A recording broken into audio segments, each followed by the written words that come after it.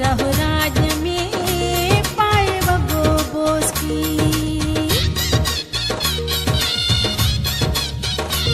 पाए वगो बोस तन्हा साहित्य परदेसी। पाए वगो बोस की रहो राज में पट जा डावण गाये मुझा राणा रहो राज में सोना डावण गाये मुझा राणा रहो राज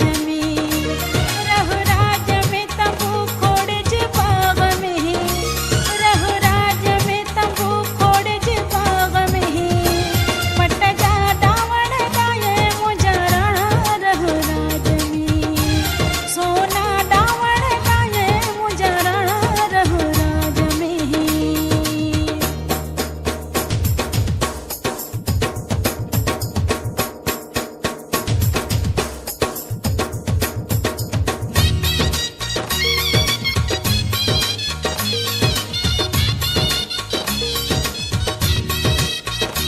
आयु थी सालियों वोट तैयार थी होशियार थी ओ होशियार थी।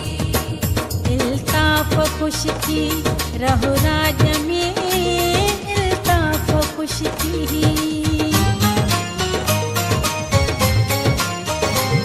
इल्ताफ खुश थी रहो राज में इल्ताफ खुश थी रहो राज में पट जा